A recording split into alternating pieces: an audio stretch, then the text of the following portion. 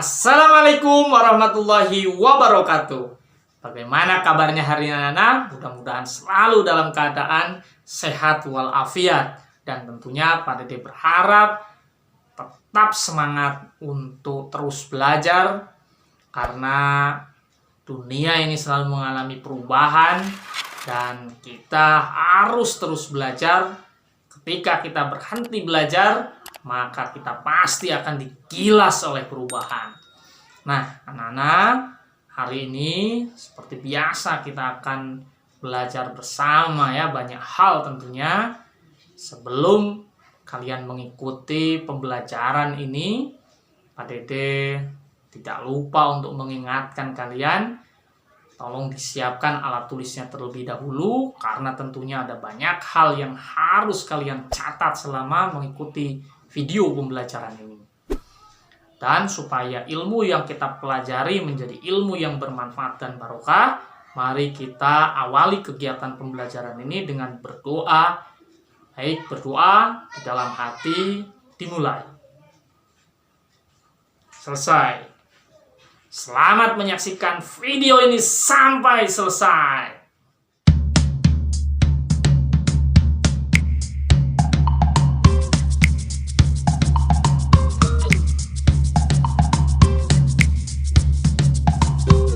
Baik anak-anak, kita hari ini akan belajar tema 2, subtema 3, pembelajaran 1.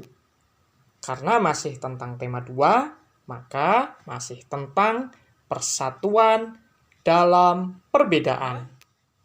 Tujuan pembelajaran yang hendak kita raih pada hari ini ada 4 ya anak-anak. Yang pertama, setelah mengamati dan membaca teks tentang tokoh proklamasi kemerdekaan, peserta didik mampu menyebutkan ciri kata baku dengan benar. Kata kuncinya menyebutkan ciri kata baku ya anak-anak. Kemudian tujuan pembelajaran yang kedua, setelah mengamati gambar dan membaca teks, peserta didik mampu menyebutkan manfaat tumbuhan dan hewan terkait habitatnya melalui tabel. Kata kuncinya menyebutkan manfaat tumbuhan dan hewan terkait habitatnya melalui tabel. Berarti itu yang hendak kita raih dalam pembelajaran. Yaitu tujuan pembelajaran yang kedua ya anak-anak. Nah, sekarang tujuan pembelajaran yang ketiga, setelah mengamati gambar, peserta didik mampu menyebutkan makna kemerdekaan dan upaya mengembangkannya dalam kehidupan dengan tepat. Kata kuncinya, menyebutkan makna kemerdekaan dan upaya mengembangkannya dalam kehidupan. Itu adalah tujuan pembelajaran yang ketiga. Nah, selanjutnya tujuan pembelajaran yang keempat, peserta didik mampu menyebutkan makna kemerdekaan dan upaya mengembangkan dalam kehidupan sehari-hari sebagai pelajar dengan tepat. Kata kuncinya hampir sama dengan tujuan pembelajaran yang ketiga, yaitu menyebutkan makna kemerdekaan dan upaya mengembangkan dalam kehidupan sehari-hari sebagai pelajar. Jadi bedanya, kalau yang poin keempat ada tambahan yaitu sebagai pelajar. Nah, itulah 4 tujuan pembelajaran yang hendak kita raih dalam pembelajaran hari ini ya anak-anak. Nah, anak-anak, persatuan akan memperkuat tekad sehingga menghasilkan tujuan yang ingin dicapai. Hari ini, kalian akan belajar tentang persatuan yang membuahkan hasil sesuai harapan. Anak-anak, menjaga persatuan dan kesatuan bangsa merupakan kewajiban seluruh rakyat Indonesia. Karena negara kita terdiri dari berbagai suku, agama, dan ras. Persatuan yang memperteguh tekad dalam mencapai tujuan telah dicontohkan oleh para pejuang. Proklamasi Indonesia sebagai tonggak kemerdekaan Indonesia merupakan wujud dari persatuan bangsa Indonesia. Kemerdekaan Indonesia dicapai setelah melalui perjalanan panjang para pejuang bangsa melawan penjajah. Persatuan yang kuat memperteguh tekad mereka untuk mewujudkan negara yang berdaulat, adil, dan makmur. Keteguhan hati dalam mewujudkan persatuan dapat dicontoh dari seorang pemuda di masa proklamasi kemerdekaan. Pertanyaannya, siapakah dia?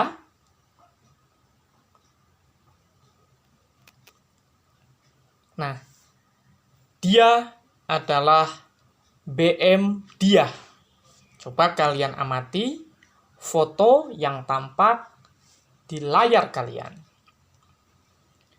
Nah, ini anak-anak adalah naskah proklamasi tulisan tangan Insinyur Soekarno.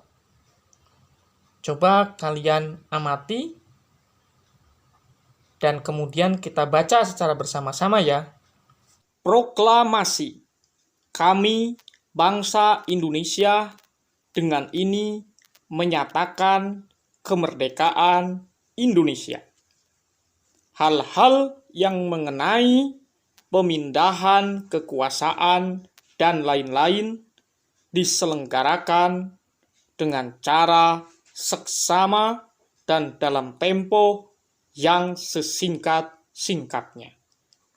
Jakarta, 17 Agustus 05, Wakil-Wakil Bangsa Indonesia. Nah, itu adalah teks atau naskah proklamasi tulisan tangan dari Insinyur Soekarno ya anak-anak. Adapun naskah proklamasi yang sudah diketik oleh Sayuti Melik, maka tampak yang ada di bawahnya ya anak-anak, ada beberapa penulisan yang berbeda dengan naskah proklamasi tulisan tangan Insinyur Soekarno. Coba kalian amati, kira-kira apa saja yang berbeda antara naskah proklamasi yang sudah diketik oleh Sayuti Melik dengan naskah proklamasi tulisan tangan Insinyur Soekarno. Apakah kalian bisa menyebutkannya? Iya, betul ya. Di antara yang berbeda, misalkan penggunaan kata tempo ya. Kalau Insinyur Soekarno ada haknya ya. Tetapi kalau di tulisannya Sayuti Melik, ketikannya Sayuti Melik itu tidak ada haknya. Kemudian kalian juga bisa melihat pada penanggalan ya. Kalau Soekarno menulisnya 17 strip 8 strip 05. Tapi kalau Sayuti Melik mengetiknya ada harinya ya. Hari 17 Jakarta, hari 17 bulan 8 tahun 05. Kemudian kalau di naskah tulisan tangan Insinyur Soekarno itu berbunyi Wakil-Wakil Bangsa Indonesia. Tapi kalau di ketikan Sayuti Melik tulisannya atas nama Bangsa Indonesia. Jadi ada beberapa perubahan-perubahan ya anak-anak antara naskah proklamasi tulisan tangan Insinyur Soekarno dengan naskah proklamasi yang sudah diketik oleh Sayuti Melik. Nah, apa hubungannya antara naskah proklamasi tulisan tangan Insinyur Soekarno dengan naskah proklamasi yang sudah diketik oleh Sayuti Melik dengan B.M. Dyah? Apakah kalian sudah mengetahuinya? Mari kita cari tahu bersama-sama. Nah, ini anak-anak antara B.M. Dyah dan naskah asli proklamasi. Teks proklamasi awalnya ditulis tangan oleh Soekarno, kemudian diketik oleh Sayuti Melik agar terlihat rapi. Teks asli tersebut kemudian dibuang ke tempat sampah. Salah seorang pemuda yang ikut hadir pada saat persiapan proklamasi kemerdekaan adalah B.M. Dyah. Ia mengambil naskah asli dari tong sampah dan disimpannya. Ia menilai bahwa teks tersebut memiliki sejarah tinggi. Naskah asli yang disimpan B.M. Dyah selama 46 tahun, 9 bulan, 19 hari, kemudian dikembalikan kepada bangsa Indonesia. Dia membawa naskah asli proklamasi kemerdekaan RI pada Selasa pagi 19 Mei 1992 pukul 10.30 dan menyerahkannya melalui Presiden Soeharto. Naskah itu kemudian disimpan oleh Arsip Nasional atas anjuran Soeharto. Keputusan B.M. Dyah untuk menyimpan naskah asli sangat tepat. Seluruh bangsa Indonesia sampai sekarang dapat menikmati naskah asli proklamasi dan belajar banyak dari kejadian saat itu. Nah, anak-anak, ternyata ini ya hubungan B.M. Dyah dengan naskah asli proklamasi. Anak-anak, sekarang Pak Dede ingin mengajak kalian untuk mengamati kata-kata yang terdapat pada bacaan tadi. Apakah kata-katanya termasuk kata baku? Pertanyaannya, apakah kalian tahu apa yang dimaksud dengan kata baku? Nah, anak-anak, kata baku adalah kata yang penulisan dan pengucapannya sesuai dengan pedoman umum ejaan bahasa Indonesia atau yang disingkat dengan PUEBI. Kalau dulu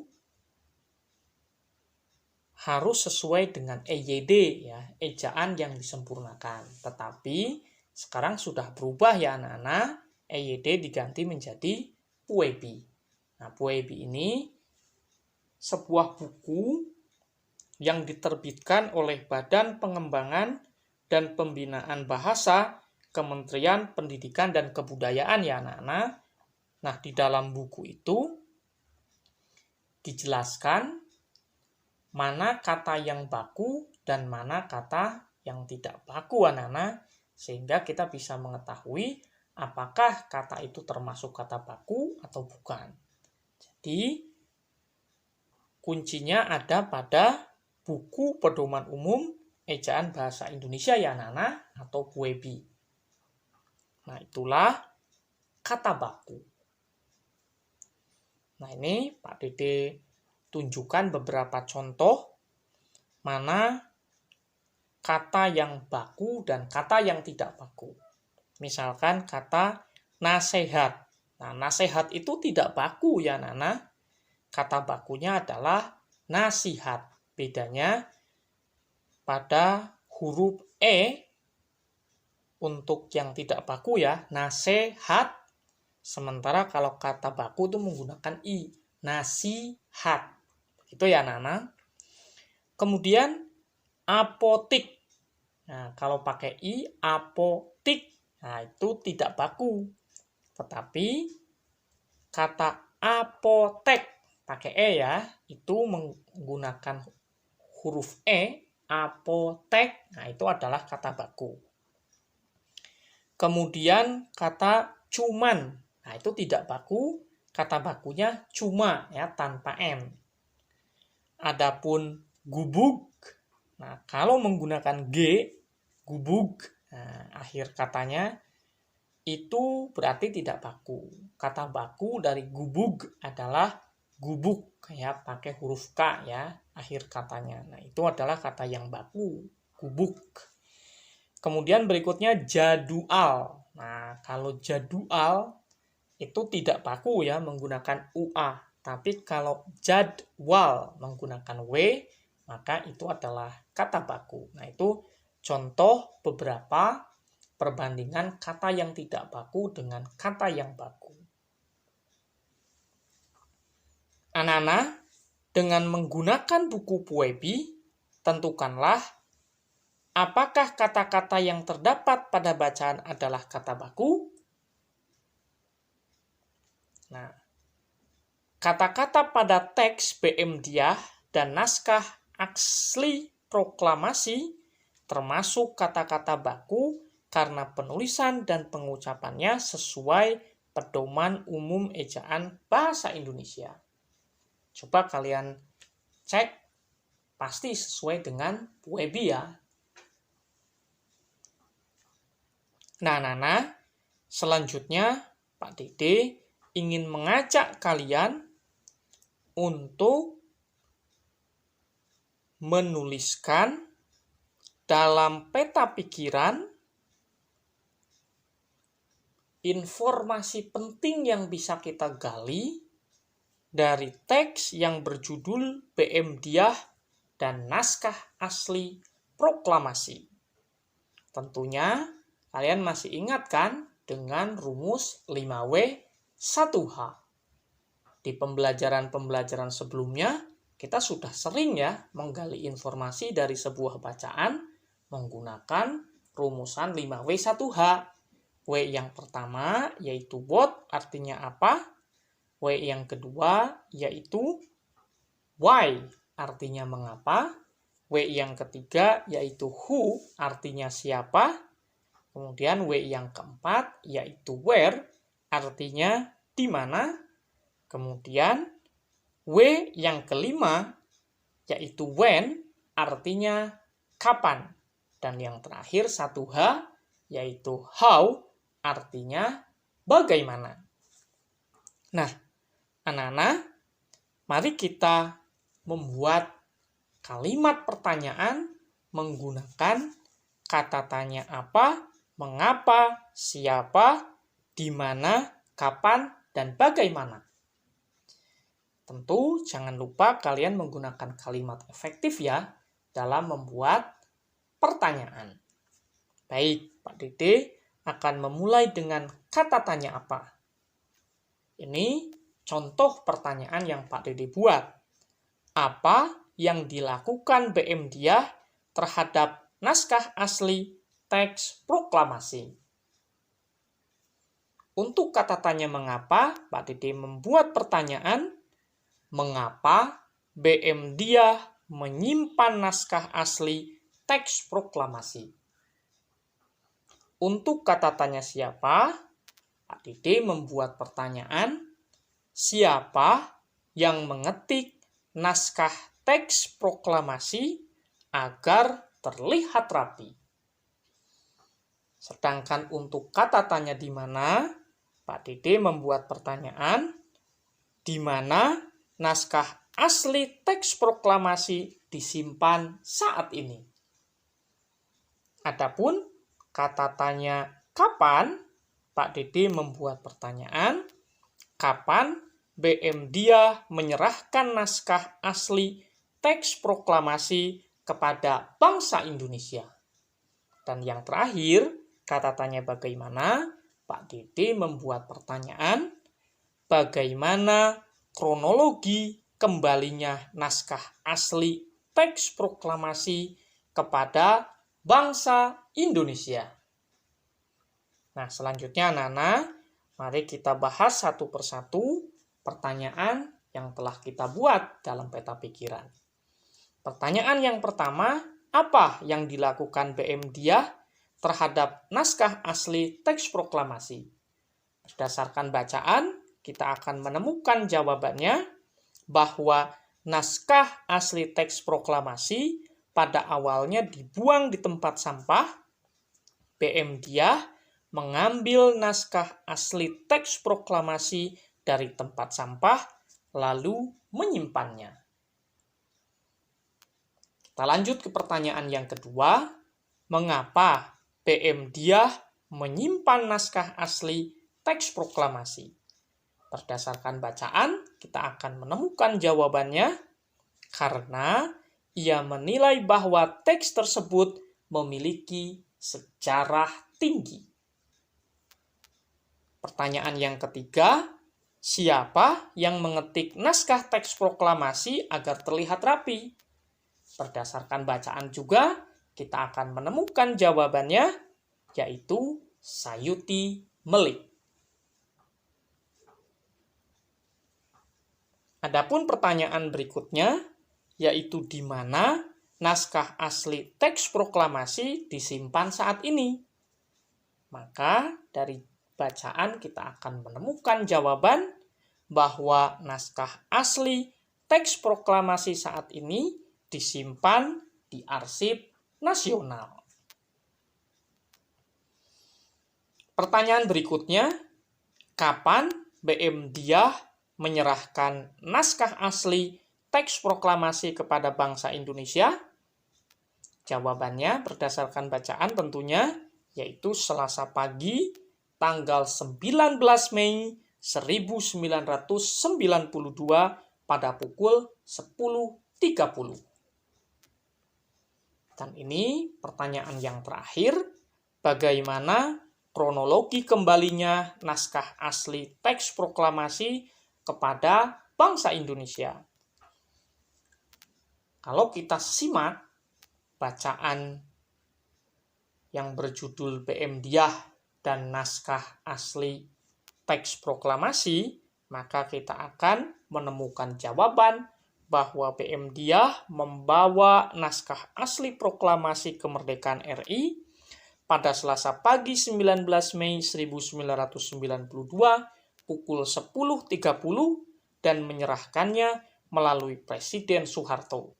Naskah itu kemudian disimpan oleh Arsip Nasional atas anjuran Presiden Soeharto. Nah, selanjutnya anak-anak, Pak Dede ingin mengajak kalian untuk melakukan pengamatan. Anak-anak, hari libur, Dayu dan teman-temannya berjalan mengelilingi perumahan. Mereka melihat sekelompok orang sedang menanam pohon di lingkungannya. Banyak tanaman yang harus mereka tanam. Dalam waktu singkat, seluruhnya tertanam dengan rapi. Dayu dan teman-temannya kagum dengan warga tersebut. Mereka bersatu menjaga lingkungan dengan menanam pohon. Tanaman sangat berguna bagi kehidupan manusia. Salah satunya adalah untuk membersihkan udara. Banyak penduduk Indonesia memanfaatkan tanaman sebagai pagar. Berikut adalah salah satu contohnya.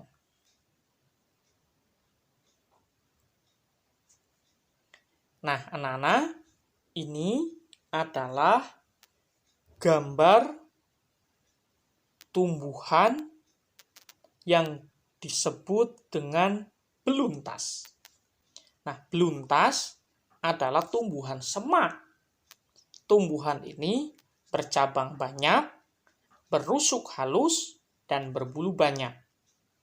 Beluntas dapat tumbuh di daerah kering, tanah keras, dan berbatu. Tingginya bisa mencapai 3 meter. Dengan habitat dan ciri fisiknya tersebut, beluntas banyak dimanfaatkan sebagai tanaman pagar. Banyak rumah-rumah menggunakan beluntas sebagai pagar hidup. Anak-anak, selain tumbuhan, hewan juga berguna bagi kehidupan manusia. Bacalah teks berikut, kamu akan mendapat informasi manfaat suatu hewan terkait habitatnya. Coba kalian amati, gambar hewan apa yang tampak di layar kalian? Iya betul, ini adalah gambar keong ya. Nah anak-anak, keong sawah atau tutut hidup di perairan dangkal yang berdasar lumpur. Keong sawah banyak hidup di sawah, di rawa-rawa, pinggir danau, dan pinggir sungai kecil. Keong sawah berguna untuk membersihkan lumut di kolam ikan. Keong membersihkan lumut atau rumput yang biasanya tumbuh mengambang di atas air. Apakah kalian ada yang pernah melihat keong sawah atau tutut? Mestinya ada sebagian di antara kalian yang pernah melihat ya. Entah apakah masih hidup atau sudah jadi masakan. Atau mungkin bahkan di antara kalian ada yang sudah mengkonsumsi keong sawah atau tutut. Nah, anak-anak, berikut ini adalah manfaat hewan bagi manusia dan lingkungan. 1. Sebagai penghasil bahan pangan anak-anak. Nah, manusia memanfaatkan hewan untuk bahan makanan loh. Contohnya adalah seperti daging, telur, dan susu. Nah, tentu kita tahu semua bahwa daging, telur, dan susu tentu dihasilkan dari hewan. Berikutnya, manfaat hewan adalah sebagai penghasil bahan sandang. Hewan memiliki manfaat terkait kebutuhan sandang. Mungkin ada yang bertanya, Pak, sandang itu apa? Sandang itu adalah untuk pakaian ya anak-anak. Nah, apa contohnya? Hewan memiliki manfaat terkait kebutuhan sandang atau pakaian. Contohnya adalah seperti kain sutra yang berasal dari serat kepompong ulat sutra. Contoh berikutnya lagi adalah domba dapat menghasilkan wool. Ya. Kulit hewan seperti sapi dan kerbau dimanfaatkan dalam pembuatan jaket. Berikutnya yang ketiga, manfaat hewan adalah sebagai penghasil bahan kerajinan. Kulit sapi dan kerbau dimanfaatkan sebagai bahan pembuatan wayang kulit. Nah, wayang kulit adalah termasuk salah satu kerajinan tangan ya. Karena dibuat dari kulit sapi atau kerbau. Sehingga ini termasuk contoh manfaat hewan sebagai penghasil bahan kerajinan ya anak-anak. Nah, selain itu, bulu angsa juga dimanfaatkan untuk membuat kop. Adapun yang keempat, manfaat hewan adalah sebagai penghasil pupuk organik. Anak-anak, kotoran berbagai jenis hewan seperti sapi dan kambing dapat digunakan sebagai pembuatan pupuk organik yang baik. Dan tentunya tidak membahayakan bagi lingkungan loh anak-anak. Kemudian yang terakhir, manfaat hewan. Yang kelima yaitu sebagai penghasil tenaga. Loh, kok bisa? Ya anak-anak, contohnya tenaga gajah dimanfaatkan untuk mengangkut kayu. Tenaga kuda dimanfaatkan untuk menarik delman. Tenaga kerbau dimanfaatkan untuk membajak sawah. Apakah kalian pernah melihat delman yang ditarik oleh kuda? Atau bisa jadi ada di antara kalian yang sudah pernah naik delman ya? Termasuk juga apakah kalian pernah melihat kerbau yang sedang dimanfaatkan untuk membajak sawah? Mungkin sekarang sudah agak jarang ya anak-anak karena sudah banyak menggunakan traktor. Tetapi mungkin beberapa masih menggunakan kerbau untuk membajak sawah. Nah, apakah hanya hewan yang bermanfaat bagi manusia dan lingkungan? Tentunya tidak anak-anak. Tumbuhan pun tidak kalah pentingnya, ya, sangat bermanfaat bagi manusia dan lingkungan. Di antaranya, yang pertama, manfaat tumbuhan adalah sebagai bahan makanan. Bagian tumbuhan yang dapat digunakan untuk bahan makanan adalah batang, daun, bunga, buah, dan biji. Kemudian yang kedua, manfaat tumbuhan adalah sebagai bahan sandang. Contohnya adalah serat kapas dapat dimanfaatkan untuk membuat kain katun. Lalu yang ketiga, manfaat tumbuhan adalah sebagai bahan bangunan. Kayu dari pohon jati, pohon kelapa, dan pohon meranti dimanfaatkan untuk bahan bangunan anak-anak. Dan yang keempat, manfaat tumbuhan adalah sebagai bahan obat. Banyak loh tanaman yang dimanfaatkan untuk bahan obat. Di antaranya jahe untuk mengobati batuk, daun kumis kucing untuk mengobati ginjal, daun jambu biji untuk mengobati diare. Kemudian, manfaat tumbuhan yang kelima sebagai bahan baku industri. Industri banyak memanfaatkan tanaman untuk kebutuhan manusia. Di antaranya, getah karet digunakan dalam pembuatan ban. Getah pinus dimanfaatkan sebagian orang dalam industri cat. Kayu pinus digunakan dalam industri kertas. Buah kelapa sawit dimanfaatkan sebagai bahan dalam industri minyak goreng. Nah, ternyata luar biasa ya anak-anak, tumbuhan itu manfaatnya banyak sekali. Kemudian manfaat tumbuhan yang keenam adalah sebagai bahan pewarna alami. Tanaman dapat digunakan sebagai pewarna. Sawi dan pandan untuk warna hijau. Wortel, pewarna jingga, dan kunyit, pewarna kuning. Tentunya masih ada banyak yang lainnya ya anak-anak, tumbuhan-tumbuhan yang bermanfaat sebagai pewarna alami. Kemudian yang ketujuh, manfaat tumbuhan adalah untuk menjaga kualitas air. Tanaman bakau menjadi penyaring alami dari air laut menjadi air tawar. Wah, ternyata luar biasa sekali anak-anak manfaat tumbuhan itu ya. Nah, sekarang Pak Dede ingin mengajak kalian untuk memilih salah satu jenis tanaman dan hewan di sekitarmu. Coba kalian amati habitatnya. Habitat itu tempat tinggal tanaman dan hewan ya. Karena Pak Dede minta satu jenis tanaman dan satu jenis hewan ya yang ada di sekitar kalian. Kemudian coba tuliskan manfaat hewan dan tumbuhan tersebut bagi kehidupan manusia dalam tabel yang telah tampak di layar kalian. Nah, mari kita isi bersama-sama ya anak-anak. Yang pertama untuk nama hewan terlebih dahulu.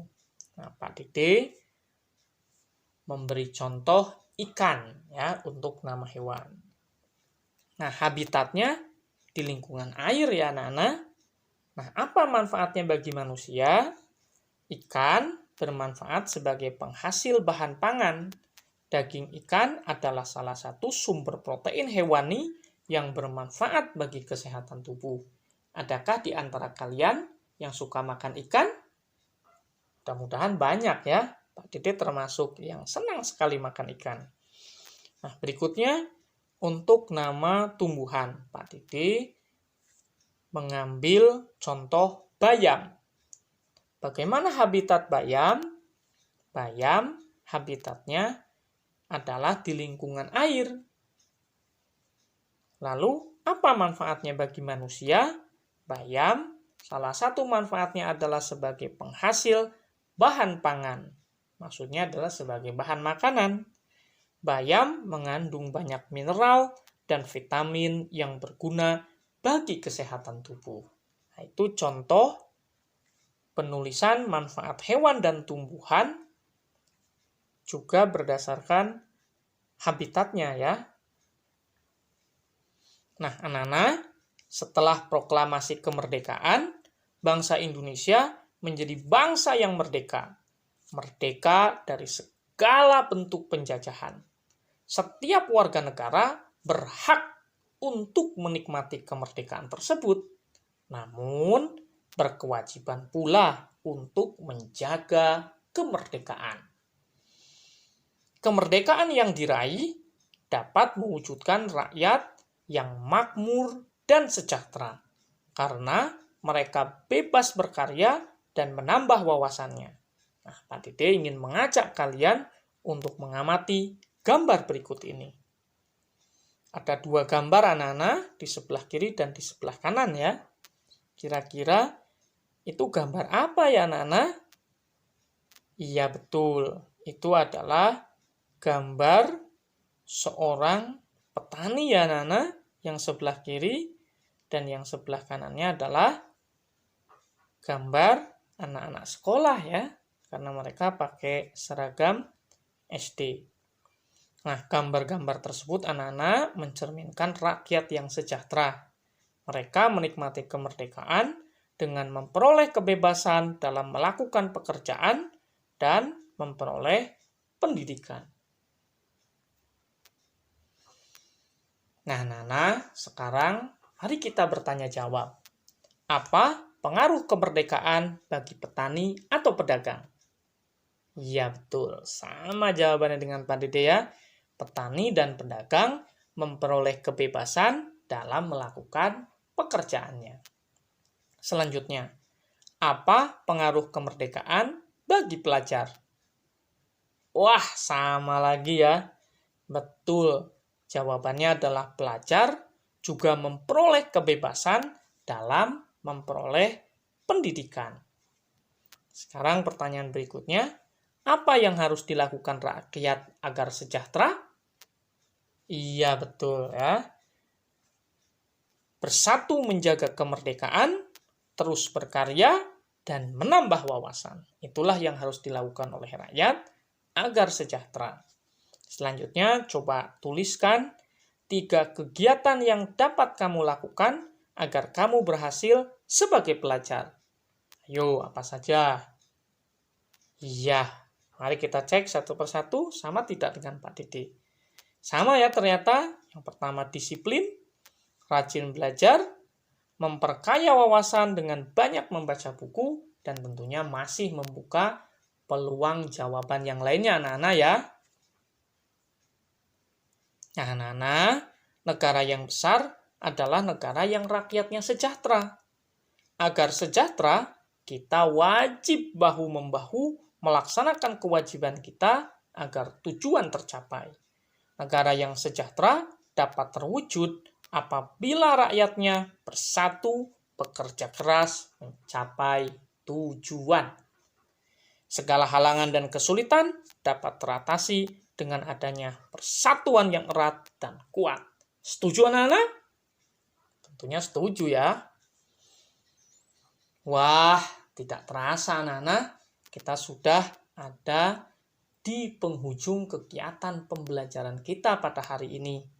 Nah, sekarang Pak Dede ingin mengajak kalian untuk merenungkan kembali apa saja yang telah kita pelajari hari ini dan apa pula manfaatnya. Apakah ada yang masih ingat? Tadi kita belajar apa saja? Coba kalian sebutkan satu persatu. Ya betul ya, hari ini kita sudah mengamati dan membaca teks tentang tokoh proklamasi kemerdekaan, lalu kemudian kita menyebutkan ciri-ciri kata baku. Kemudian yang kedua, kita juga sudah belajar mengamati gambar dan membaca teks, lalu kemudian kita menyebutkan manfaat tumbuhan dan hewan terkait habitatnya melalui tabel. Kalau Pak Dede memberi contoh tadi, hewannya yaitu ikan, kemudian tumbuhannya bayam ya anak-anak. Masih ingat kan kalian? Kemudian berikutnya kita juga sudah belajar dengan mengamati gambar, lalu kita menyebutkan makna kemerdekaan dan upaya mengembangkannya dalam kehidupan, termasuk peran kita sebagai pelajar ya anak-anak. Nah, tentu dari apa yang sudah kita pelajari sangat bermanfaat tentunya bagi kita semuanya ya. Kita jadi bertambah pengetahuan tentang kata baku ya anak-anak. Sering-sering membaca buku puebi ya, supaya kita memiliki wawasan yang luas tentang kata-kata baku. Kemudian kita juga bisa merasakan manfaat, yakni dengan bertambahnya pengetahuan kita terkait manfaat tumbuhan dan hewan ya anak-anak. Kemudian tentunya kita juga menjadi paham dan bisa menghayati makna kemerdekaan, dan tentunya kita bisa berupaya untuk mengembangkannya dalam kehidupan sehari-hari, baik secara umum maupun termasuk kalian dengan peran sebagai pelajar.